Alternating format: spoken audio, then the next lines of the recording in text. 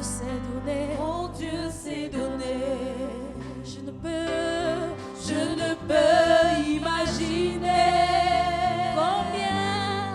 combien ça coûterait. À la croix, il a pris ma place. Mon Dieu s'est donné. il a pris ma place. Il a pris ma place. Il a pris ma place. Oh, Jésus a pris ma place. Il a pris ma place. Oh oui, Il a pris ma place. Amen. Bonjour, peuple de Dieu. Bonjour. Nous prions. Seigneur notre Dieu, Père, il t'a plu ce matin. Seigneur, nous nous retrouvons devant ta face. Viens guider-nous, éclaire-nous. Nous voulons écouter ton conseil ce matin, dispose nos cœurs, afin que tout ce qui sera dit et fait en ce moment, ton esprit soit au contrôle, au nom de Jésus. Amen. Bonjour. Ça va aller? Amen. Ce matin, par la grâce de Dieu, nous allons nous entretenir sur un thème d'école du dimanche, sur un thème du discipulat, sur un thème un peu vulgaire, mais qui est compliqué quelque part. Parce que lorsqu'on voit un thème comme celui-là, c'est que je suis devenu après la nouvelle naissance. Ça peut laisser croire que mais l'homme s'il veut parler de nouvelle naissance, qui n'est pas né de nouveau ici. Ça c'est tout à fait normal.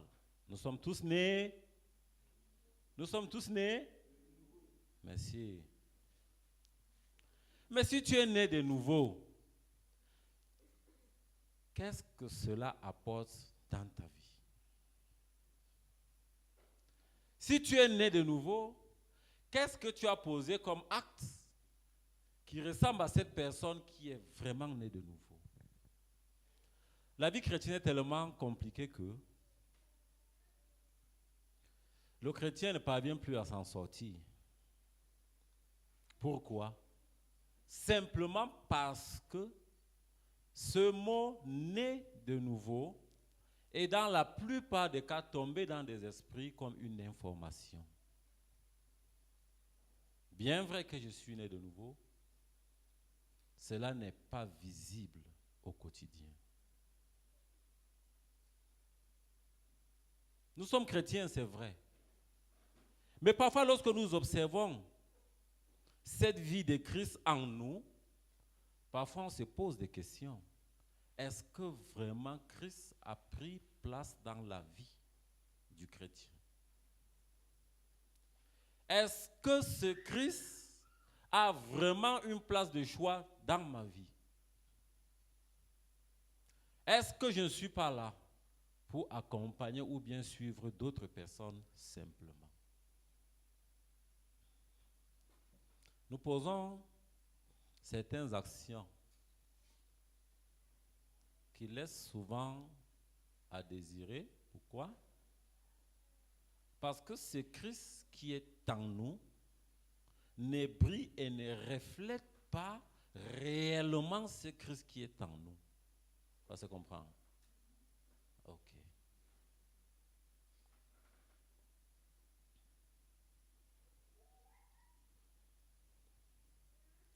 Lorsqu'on devient chrétien, il y a des engagements que nous prenons.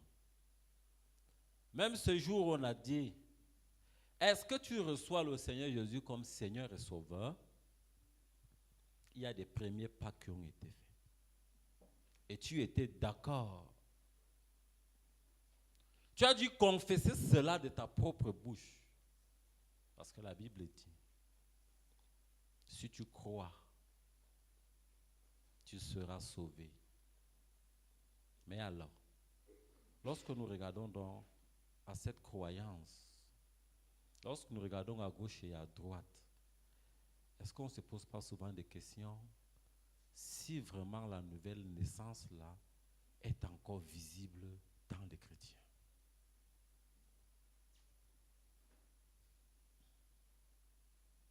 Lorsqu'on devient chrétien, plus de choses peuvent changer en nous. On développe une relation personnelle avec Dieu basée sur la foi et la confiance en Jésus-Christ. On se découvre dans une nouvelle identité en Christ, comme enfant de Dieu et quoi? Héritier de la nouvelle vie. Les valeurs et les priorités de notre vie peuvent changer avec un accent mis sur quoi? Sur l'amour, la compassion, le pardon et la servitude. Vous allez vous poser des questions pour d'autres, que le pasteur ne peut jamais prêcher sans parler de l'amour. Révérend Beldo. C'est ce qui fait notre force. On ne peut observer des changements dans notre comportement avec une tendance à être plus patient, humble et aimable. Nous sommes dans ce thème, ce que je suis devenu après la nouvelle naissance. Tous nous sommes nés de nouveau. Mais à la fin alors, toi-même, tu vas voir si vraiment tu es né de nouveau. Si tu n'es pas né de nouveau, n'aie pas honte, d'accord? On va prier pour toi. Si tu es né de nouveau, gloire à Dieu. Amen. On continue. Lorsqu'on est de nouveau, on peut ressentir une paix et une joie plus profondes. Même dans des moments difficiles, en sachant que Dieu, comment? Dieu est avec nous. On voit le monde et soi-même sous un nouveau angle. Parce que quand je suis né de nouveau, l'image que j'avais avant du monde ne sera plus la même image. Donc sous un autre angle. Avec une compréhension plus profonde de la grâce et de l'amour de Dieu. Sur la croissance spirituelle, on peut expérimenter une croissance spirituelle continue avec une compréhension plus profonde de la Bible et de la volonté de Dieu pour notre vie. Amen. Ces changements peuvent varier d'une personne à une autre, mais il est souvent le résultat d'une relation croissante avec Dieu et d'une compréhension plus profonde de l'Évangile. Jean chapitre 3, le verset 3. Maranatha, communauté évangélique. Ça dit quoi ce verset? Jean chapitre 3, le verset 3.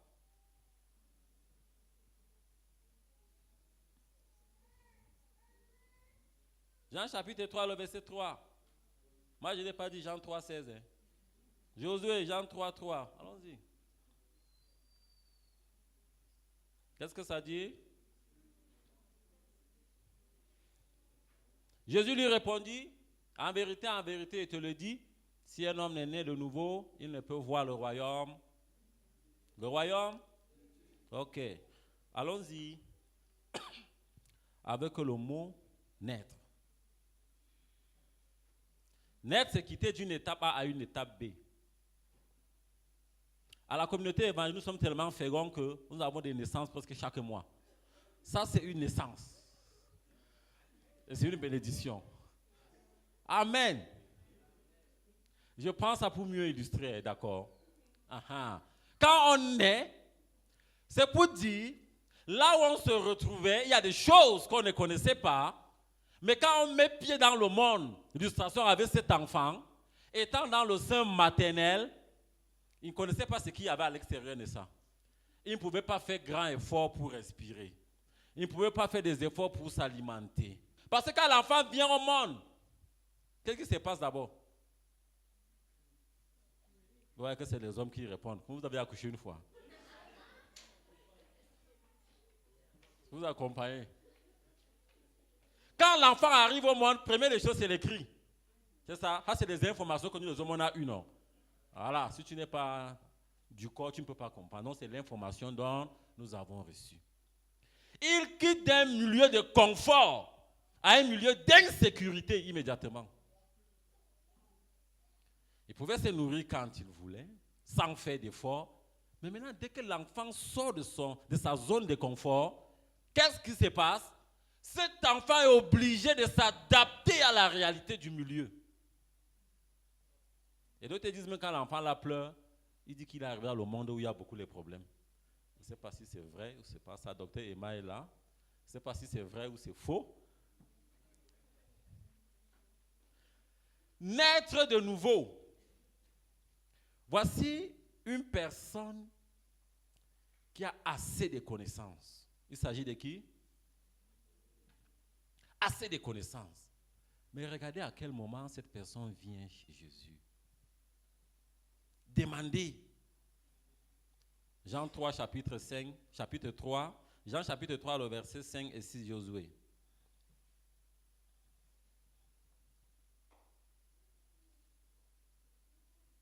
C'est ça? Jésus répondit en vérité, il te le dit, si un homme ne naît d'eau et d'esprit, il ne peut entrer dans le royaume de Dieu. Ce qui naît de la chair est chair, ce qui naît de l'esprit est esprit. En réalité, est-ce que Nicodème avait besoin d'aller auprès de Jésus? Question. Oui ou non? Naturellement, est-ce qu'il devait aller auprès de Jésus? Non, n'est-ce pas? Puisqu'il connaissait. C'était un quoi? Docteur de la loi. Il devait enseigner Jésus. Mais dans ce qu'il connaissait, il y avait un aspect, un domaine dont il n'était pas encore entré en possession. C'est après ses études qu'il a fait. Sur le plan spirituel, comment est-ce que cela va se matérialiser? Il a besoin maintenant de qui? De celui qui est la parole, qui est Jésus. Maintenant, cette naissance, c'est une bonne nouvelle pour Nicodème ou une mauvaise nouvelle? Une bonne nouvelle. Je pense que dans un premier temps, ce n'était pas une bonne nouvelle. Mais regardez à quelle heure il est venu chez Jésus. Il s'attendait à quoi? À quel genre de nouvelles? Toi, tu passes chez quelqu'un dans la nuit, à l'insu de ton peuple. Tu passes chez quelqu'un, mais on te donne une nouvelle, cela te perturbe encore. À la fin, qu'est-ce qu'il attendait? Qui peut imaginer ce que Nicodème attendait? Nicodème voulait simplement, pour lui, ce qu'en venant chez Jésus là, Jésus allait simplement lui dire, oui, ce que tu as dit là est vrai.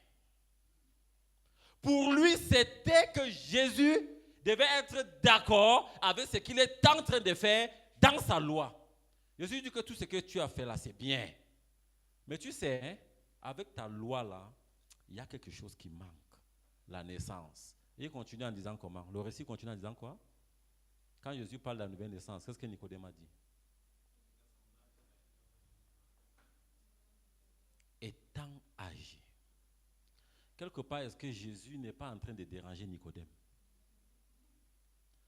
Parce que lui, il est docteur. Non seulement c'est son petit peut accoucher même Jésus. C'est vrai qu'on n'a pas donné l'âge. Peut-être qu'il peut accoucher Jésus, mais un petit qui était encore à l'intervalle de 30 et 33 vient dire à ses papas-là, gars, comme tu vois, tu dois naître de nouveau. Tandan. Mais la première chose, c'est que, attends, le petit s'il me prend même pour insolent à la limite. Moi, naître de nouveau. Mais quand Jésus explique, Nicodème comprend en réalité qu'il ne s'agit pas de la naissance comment physique, mais de la naissance spirituelle. Nous avons beaucoup de problèmes aujourd'hui parce que la nouvelle naissance dont nous avons acquis, nous avons reçu cela comme quelque chose de physique. J'ai été baptisé et c'est bon. Mais cela n'a pas pris effet dans notre vie spirituelle. Elle est simplement une information. Comme Jean 3, verset 16. Car Dieu a tant aimé le monde. Nous savons que c'est un verset d'information. Toute personne, tout chrétien, lorsqu'on dit quel est le verset que tu aimes, il peut aller facilement dans Jean 3, 16. J'ai dit Jean 3, 3, quelqu'un allait directement car Dieu a tant aimé le monde. Parce qu'on sait que c'est dans cette tranche. Mais alors, lorsque nous recevons le Seigneur Jésus, c'est un abandon total. Ce que je faisais au départ, qui n'honore pas Dieu, je dois m'aligner maintenant conformément à ce que la parole dit. Qu'est-ce que la parole me demande de faire après la nouvelle naissance? 2 Corinthiens chapitre 5, le verset 17. Si quelqu'un est en Christ, il est une nouvelle créature. Les choses anciennes sont passées, voici toutes choses sont devenues nouvelles. Cette nouveauté de vie, bien-aimé, première des choses à faire, c'est de reconnaître son identité, qui je suis dans cette marche de la nouvelle naissance. Si moi j'étais une personne, comme nous souvent appelés les anciens sorciers, et que tu as reçu le Seigneur Jésus, c'est pour dire que la casquette que tu avais, tu l'enlèves et tu déposes. Tu portes maintenant la nouvelle casquette qui est celle du salut, cette casquette qui me conduit vers le Père et à celui en qui j'ai cru. Mais parfois nous mélangeons les deux casquettes. Quand ça nous plaît, on va prendre la bonne casquette, on porte. Quand ça ne marche pas, on fait comment? On repart de l'autre côté. Quelqu'un pouvait dire, tu peux m'attaquer, mais le jour où pour moi va monter, qu'est-ce que je fais? Je pose la Bible de côté, on bagarre très bien, et puis je reprends ma Bible. Confusion d'identité. Et dans la plupart des cas, ce que nous sommes, on peut souvent patienter. Et on dit c'est la dernière goutte qui fait comment? Qui fait déborder. Quand ça déborde, nous sommes méconnaissables, bien-aimés. Vous allez voir quelqu'un s'enflammer, que toi tu vas te poser la question, est-ce que c'est véritablement sa partie chère qui est en train de parler, ou bien cette personne a tout mélangé? Nous avons tous des faiblesses, que nous ne nous trompons pas, bien-aimés. Chacun a ses faiblesses.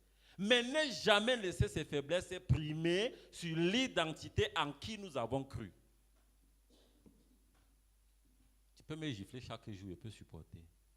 Mais par la suite, ça s'est passé comment? Vous voyez que c'est compliqué, non? Chaque jour, tu vas me piétiner. Chaque jour, tu piétines. Chaque jour, tu piétines. Je ne fais que t'avertir, mais tu continues. Qu'est-ce qu'il peut faire par la suite? Esaïe, qu'est-ce qu'on peut faire?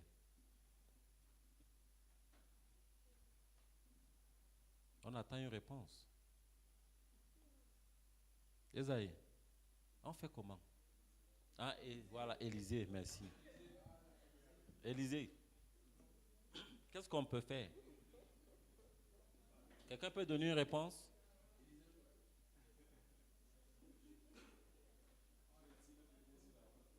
On retire? Monsieur Darsalam, on fait comment? Chaque jour, tu ne fais que dire vraiment, je sais que la personne est en erreur, la personne est en erreur. Mais par la suite, on fait comment? La bonne attitude, lorsque toutes ces choses débordent, tu ne peux jamais aimer cette personne plus que Dieu. C'est ce que vous devez retenir. Quand quelque chose est de trop, il faut marquer une pause.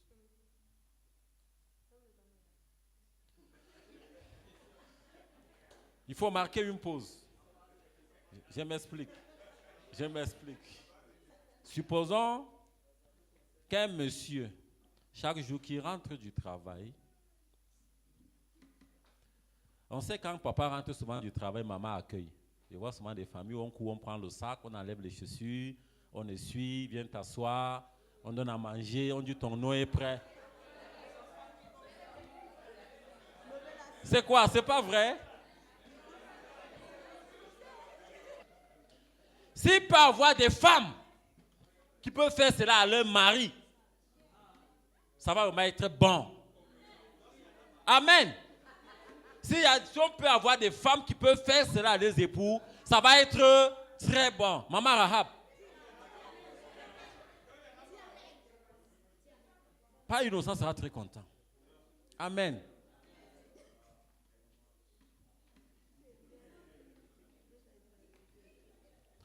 On continue.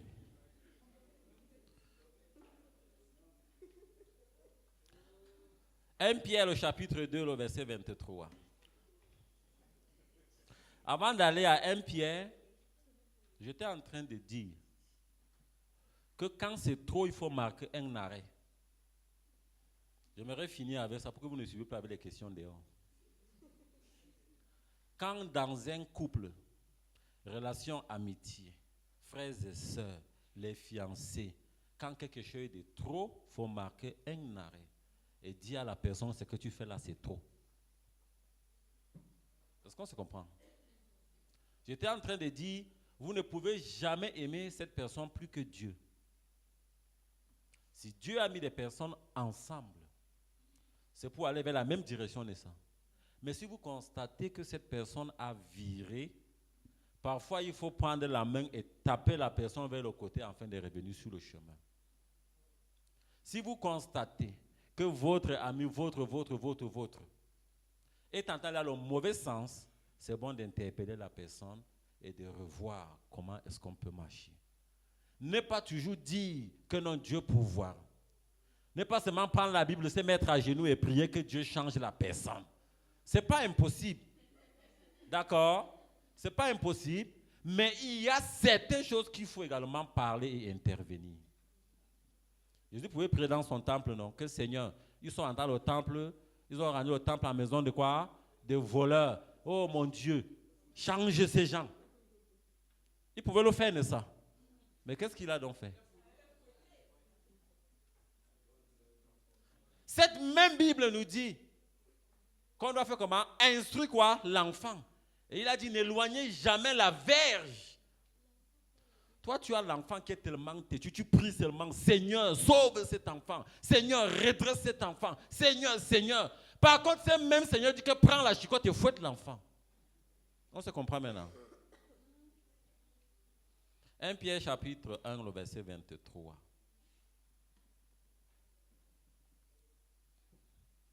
Vous avez été régénérés non pas par une sémence corruptible, mais par une sémence incorruptible, par la parole vivante et permanente de Dieu.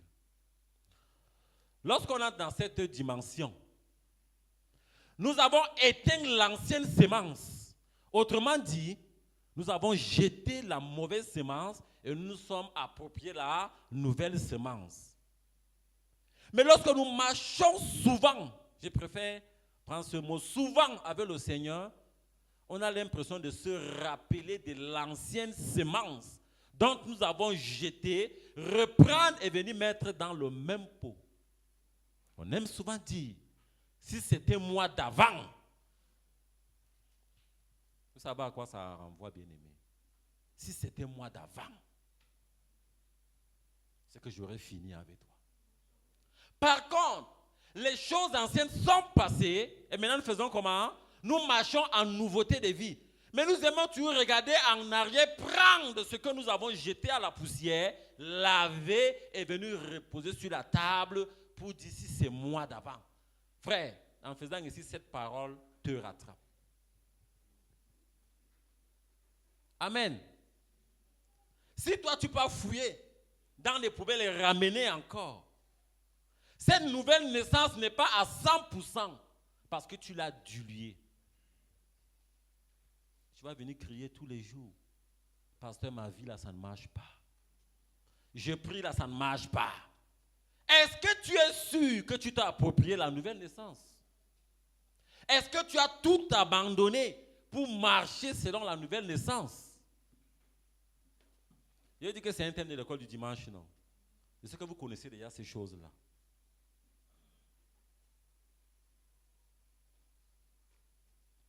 Titre le chapitre 3, au verset 5.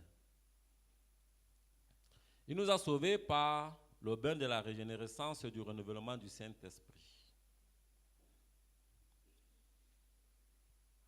Il y a des personnes qui pensent que le Saint-Esprit, là même, c'est un slogan. Vous avez déjà vu de telles personnes? Que lorsqu'on parle même du Saint-Esprit, là, ça ne tient pas. Tu peux prier, tu dis Saint-Esprit de Dieu intervient. Pour lui, c'est un scandale. Par contre, lorsque cette personne est entrée dans cette dimension, la Trinité a été invoquée. Pourquoi toi tu exclus le Saint-Esprit? Beaucoup ont encore des oreilles bouchées, simplement parce qu'ils ne parviennent pas à discerner la voix de l'Esprit. Et cette voix de l'Esprit traduise par quoi? Le 6e sens. Comme mon 6e sens m'a dit. Je ne me trompe jamais par mon 6e sens. Toi, tu dis que tu es né de nouveau. Tu transformes le Saint-Esprit par le sens. Quel résultat tu vas avoir?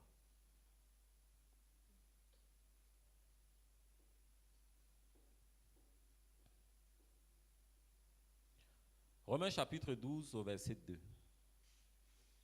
C'est un verset connu, n'est-ce pas? Romains chapitre 12 au verset 2 qui dit comment?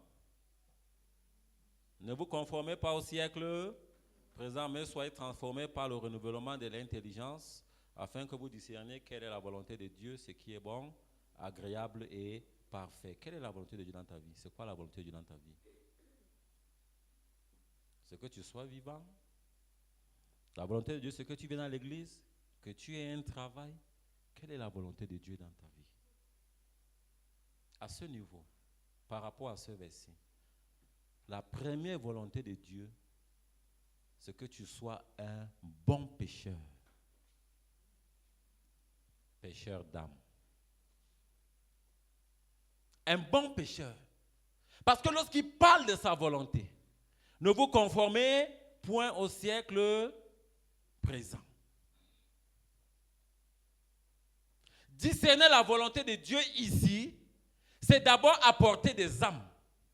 Lorsque j'amène une âme au Seigneur, je suis dans la volonté parfaite de Dieu. Lorsque je suis un observateur, je suis celui qui se conforme au siècle présent. Qu'est-ce qu'il y a dans le siècle présent? Tout ce que nous voyons à l'extérieur. Josué, laisse le verset là au tableau comme ça. Que chacun observe bien ce verset.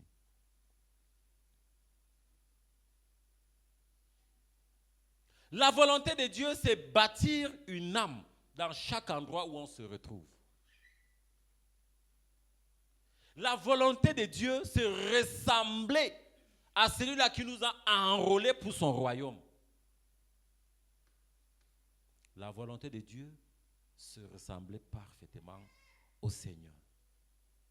Qu'est-ce qui vient donc gâter cette volonté? Nous avons les désirs de ce monde. Nous avons bien décidé de marcher avec le Seigneur, mais comme quelque part il est écrit, l'esprit est bien disposé, mais la chair est faible, on se laisse toujours emporter par les désirs de la chair. D'où nous parlons du siècle présent. Tout ce que nous pouvons voir, cela nous attire. Ce qu'on peut voir chez le frère, chez la sœur, nous convoitons ces choses. Par contre, ce verset nous interpellait d'abord à faire bâtir des personnes lorsque nous aurons accompli cette parole en amenant des disciples au Seigneur. Le monde ne peut être maintenant un danger pour nous, mais le monde va être une opportunité. D'où nous l'appelons quoi? Un champ missionnaire. Est-ce que c'est dans ce que nous sommes en train de faire dans cette volonté parfaite de Dieu? Ne jamais penser que ramener des âmes à Christ, c'est toujours accrocher la Bible, comme nous aimons dire, marcher et dire que je n'ai pas en campagne d'évangélisation, c'est pas mal. Parfois, même l'endroit où nous nous retrouvons, simple attitude. Chacun a un lieu de travail. Nous sommes accompagnés des bien-aimés, nous sommes accompagnés de ceux qui ne connaissent pas Christ. Une simple action peut toucher le cœur de la personne. Et cette personne va chercher qui est le Dieu dont ses frères sont en train de suivre. Quel est ce Dieu?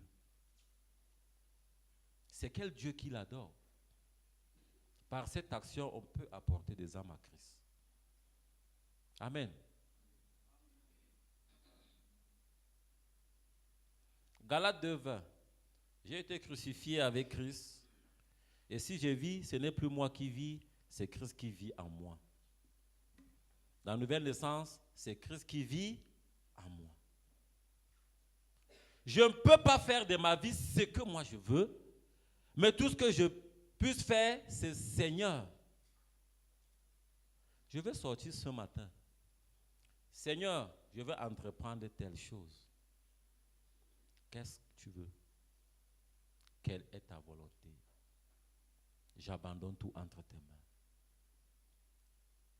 Souvent, lorsque nous prenons une décision personnelle et que nous échouons, c'est là où nous appelons l'intervention de Dieu. Pensez-vous que bien qu'il est miséricordieux, nous prenons d'abord les choses en main. Et lorsque nous échouons et que nous appelons au Seigneur, c'est vrai, il dit sa main n'est pas trop courte pour sauver. Mais il y a des situations, quand tu l'ignores, tu vas travailler à contre-temps afin que son regard se retourne vers toi. Pourquoi? Remets ton sort à l'Éternel et il agira. Toi, tu veux agir avant de remettre le sort. Dieu aura des oreilles et des yeux fermés pour un instant. Pourquoi? Parce qu'il va te traiter avant de te donner la réponse. Amen.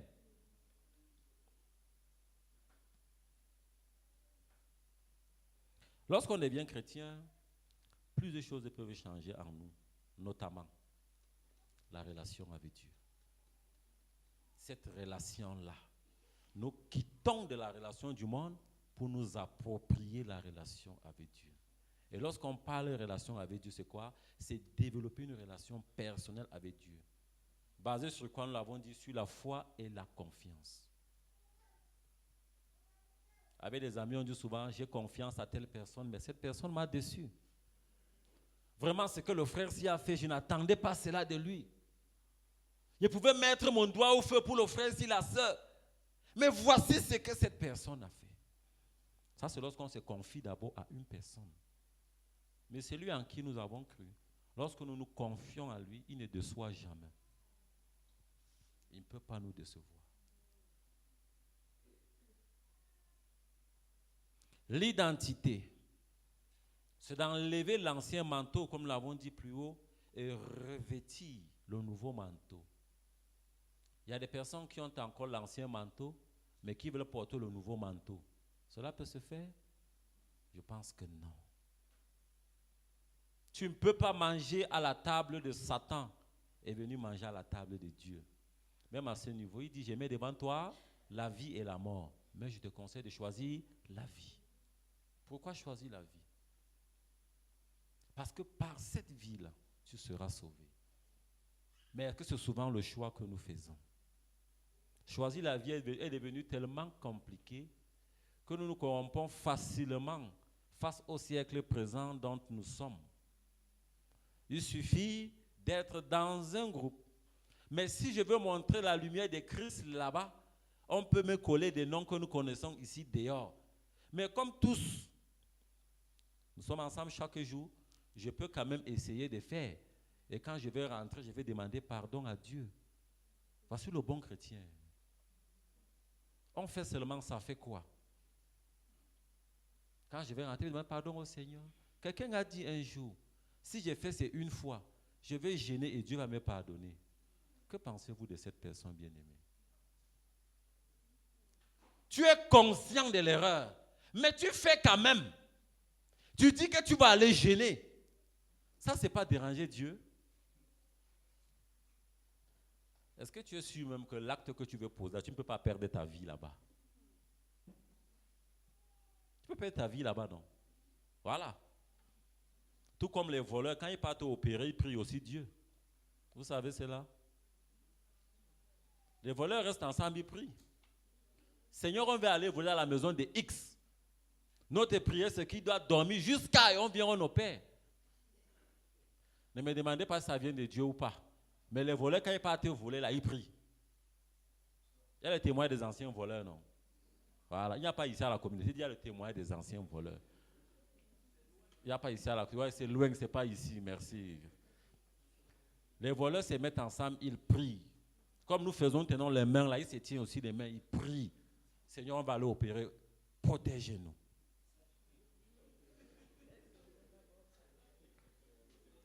Là, maintenant, ils opèrent sur quelle identité? C'est sur quel manteau qu'ils opèrent maintenant? Voilà. Quelqu'un dit qu'il opère sur le manteau de Judas. Amen. Valeurs et priorités. Les valeurs et priorités de notre vie peuvent changer. Avec un ensemble sur quoi? L'amour, la compassion, le pardon et la servitude. Frère, il y a les 3 points ici, là, je vais revenir sur ça. Pasteur Beldo, vous allez pardonner de supporter le mot amour. Accent mis sur l'amour, la compassion, pardon et servitude. Il y a quelque chose qui fait très mal aujourd'hui, le pardon. Ah. Qui pardonne facilement ici? Vraiment, on est devant Dieu. Qui pardonne facilement? La personne l'est où vraiment? Peut-être on peut donner même 500, 1 000 francs à la fin. Est-ce qu'il y a quelqu'un ici là? Ou on te fait quelque chose, on dit seulement que pardon, demande pardon, c'est bon, c'est pardonné. Ministère de compassion. Dans notre ministère, là, même, c'est compliqué aussi, non? Les gens que nous recevons souvent, là, c'est très compliqué. Le pardon détruit l'Église. Le manque de pardon détruit l'Église. Manque de pardon détruit les relations. Manque de pardon détruit des familles. Bien-aimés, parfois là, même dans les cultes de famille, là, il faut vraiment que nous parlons sur ce que c'est le pardon. C'est très simple quand on parle du pardon, c'est très simple. Non, je t'ai pardonné, c'est bon. Mais il y a des personnes, lorsqu'elle dit que j'ai pardonné, la personne même qui a demandé la sec par la suite, là, la personne va revenir encore sur ça. Je t'ai pardonné. La suite, c'est quoi?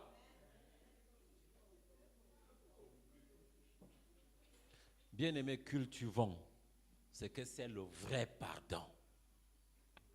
Le vrai pardon. On peut rire, on est très beau, très joli. Mais quand on rentre dans nos bunkers là, c'est compliqué, Papa Norbert, c'est compliqué. J'ai déposé un article là, madame a déplacé. Quand je rentre le soir, c'est les problèmes. Pourquoi non, excusez-moi, je ne fais plus, c'est la dernière fois. C'est tout à fait normal.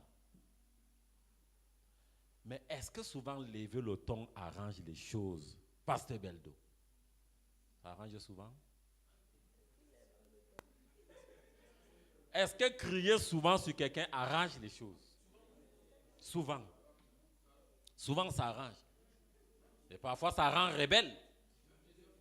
Parfois ça rend rebelle. Donc vraiment, ce qu'on dit pardon là, c'est très compliqué. C'est très compliqué.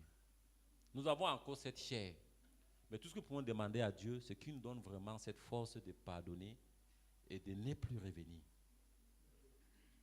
Tu ne peux pas demander pardon aujourd'hui et te pardonne. Mais quelques jours après, je te rappelle encore, avec les détails. Voici ce que tu avais fait à tel moment, à telle heure, à telle seconde. Pas Nobel. Tu avais fait et tu reviens encore sur ça. Ça, ce n'est pas le pardon. En réalité, c'est la haine que tu as cultivée contre cette personne. Lorsqu'on pardonne, c'est pardonner. Amen. Hein? C'est compliqué, non? La compassion. Ayons compassion les uns envers les autres. La compassion, là, c'est très important.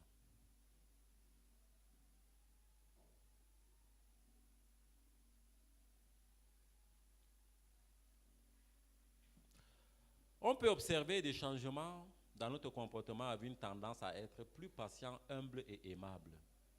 Il y a aussi ce côté, aimer là, c'est dans la bouche. J'aime trop les frères et les sœurs qui sont toujours souriants, toujours. Donc tu parles seulement un mois, la personne commence à sourire, Parfois je me pose la question et dis que bon, ces gens de personnes-là, si tu touchais là où ça faisait très mal là, vous allez agir comme... Bien aimé, la nouvelle naissance, c'est toutes ces choses. C'est un paquet. Et dans ce paquet, il y a toutes ces choses que nous avons citées. Mais la finalité de la nouvelle naissance, là, c'est que nous avons laissé des anciennes choses et nous nous approprions des nouvelles choses.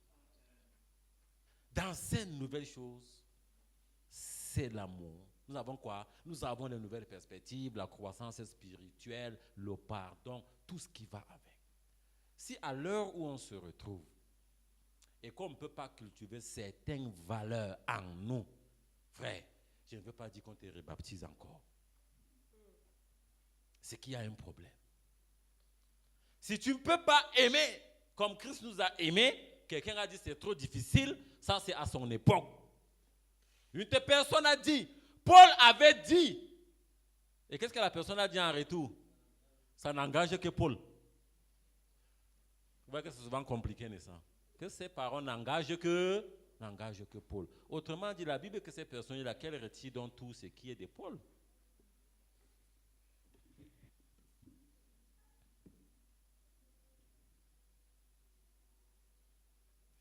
Dans la marche avec la nouvelle naissance, c'est l'obéissance. Obéir aussi, c'est facile ou c'est difficile? On parlait de pardonner, non? Maintenant, obéir, là, c'est facile ou c'est difficile? Entre obéir et pardonner, c'est quel qui est quand même abordable? Pardonner. Pardonner, c'est mieux. Entre pardonner et obéir, s'il vous plaît, la rangée, si pardonner et obéir, c'est quel qui est mieux? Pardonner aussi. Au milieu ici. Pardonner et obéir, c'est quel qui est mieux? C'est quel qui est facile? C'est pardonner qui est facile. Là, nous comprenons facilement. Lorsqu'on dit que pardonner est facile, là, c'est pour dire que pardonner n'est pas facile. Parce que c'est une formule simplement. Frère, te demande pardon. Oui, je t'ai pardonné. Et puis ça passe. Mais au fond, ce n'est pas pardonner. Obéir. Pardon, prends sa main de l'autre côté. Je prends et dépose. J'ai fini et je suis parti. C'est facile et ce n'est pas aussi facile. Hein. Bon, nous qui sommes mariés, ce n'est pas facile. Est-ce qu'on comprend? Nous qui sommes mariés, ce n'est pas... Donc, Élisée, c'est encore bon à votre niveau. Obéir. Obéir. Je vais prendre un exemple un peu banal. Toi, tu sors le matin. Je vais me prendre ça avec quoi là? Bon. J'ai laissé mes chaussures à l'entrée de la porte, là. En partant, il dit à madame que les chaussures, ici, là, tu laves et puis tu ranges ça. Moi, je sors, je pars. Non.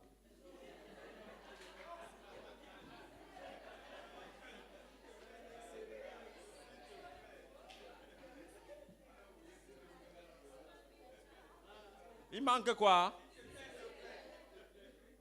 Le mot s'il te plaît détruit souvent.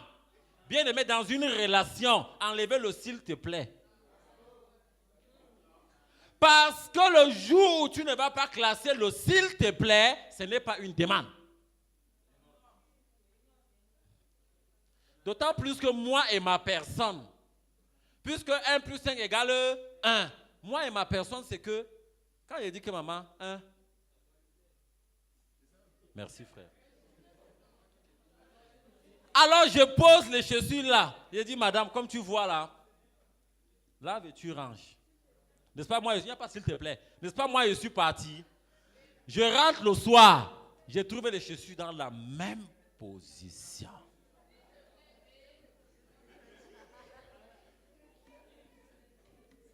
Vous voyez que, à ce niveau-là, l'obéissance et le pardon là, si on place les deux ensemble, lequel va faire plus mal?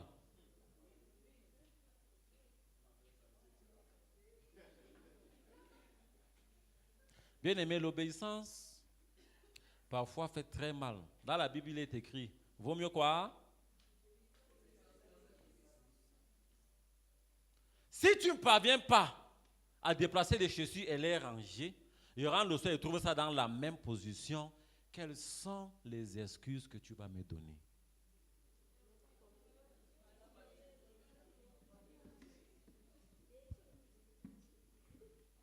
Cherchez à suivre les enseignements de Jésus-Christ et à suivre selon quoi? Sa volonté. Lorsqu'on suit les enseignements de Jésus-Christ, nous voulons aussi parler des enseignements et la lecture de la parole. Si vraiment nous nous identifions à ce Jésus-là, celui en qui nous croyons, l'obéissance doit faire partie de notre vie. Lorsqu'on te demande de ne pas faire telle chose, ne fais pas. Fais ceci, il faut faire. Il ne faut pas faire en exagérant aussi. Amen. La prière. Développer une vie de prière pour communiquer avec Dieu et chercher sa guidance. N'est-ce pas que moi je suis déjà né de nouveau? Tu ne lis pas la Bible, tu ne pries pas. Penses-tu que tu es né de nouveau? Comment est-ce que tu vas alimenter? Tu vas alimenter ça avec quoi? D'autant plus que naître de nouveau, il y a un carburant qui accompagne. C'est la prière et la lecture. Mais toi, tu es, comme j'aime souvent dire, c'est des passages dans la Bible quand ton pied heurte, que tu t'arrêtes sur un verset, tu observes et tu continues. Comment est-ce que tu vas grandir? Tant qu'il n'y a pas la lecture et la prière, nous serons des personnes qui manquent de pardon, qui manquent d'obéissance. Étude de la Bible. Lire et étudier la Bible pour comprendre la parole de Dieu et grandir dans la foi. L'âme qui lit et prie est celle qui vit celle qui ne lit et ne prie pas est celle qui meurt. On peut maintenant écrire une phrase là au tableau. Et on va dire c'est dans quel livre. Il y a des gens qui vont chercher à dire que ça existe. Pourtant, ça n'existe même pas dans la Bible. Exemple, il y a quel passage? C'est dans quoi? Matthieu ou bien c'est dans Jean? Aide-toi le ciel. Quelqu'un disait un jour, bien-aimé, dans une prédication, j'ai voulu montrer ça au révérend Bello, en plein culte. Il dit, la Bible dit, aide-toi le ciel t'aidera. J'ai fait tendance, masse. J'ai dit, bon, ça là, c'est écrit où? C'est écrit où? En voulant copier la vidéo là, je ne sais pas comment j'ai fait, j'ai raté de copier. Même dans Siracide là, c'est compliqué. Il y a aussi l'autre que les chanteurs aiment beaucoup, c'est quoi? On y va? C'est écrit où chanter, c'est prier 2 fois là. Vous voyez un peu? Voyez un peu. Mais lorsque nous avons la connaissance de la lecture de la parole, il y a certaines choses qu'on ne peut même pas avancer. Mais comme on sait quand même qu'on a dit c'est dans la Bible, et puis la personne va se lancer. Service. Chercher à servir les autres et à partager l'amour de Dieu avec ceux qui nous entourent. Très important, très important. Servir les autres. Partager avec les autres. Il y a ceux qui sont autour de nous qui ont besoin ne serait-ce que d'une petite action. Mais parfois, comme nous ne sommes pas sensibles à l'esprit, on n'arrive pas à comprendre le besoin de cette personne qui est autour de nous. Nous nous amassons, tout pour nous, rien pour les autres. Par contre, la nouvelle naissance n'est pas à ce niveau. La nouvelle naissance est holistique. En abandonnant l'ancienne vie, j'embrasse la nouvelle vie. Et dans cette nouvelle vie, je marche en nouveauté de vie. Tout ce que je peux faire dans la nouvelle naissance, c'est que je m'abandonne au profit de mon frère. Je prends ce que j'ai, je donne à mon frère. Est-ce que c'est ce que nous vivons aujourd'hui? La nouvelle naissance, est-il un slogan pour toi? La nouvelle naissance, a-t-il un sens dans ta vie? Ou bien la nouvelle naissance est une erreur de ton passé et que tu veux maintenant entrer dans la nouvelle naissance? Que Dieu vous bénisse. Amen.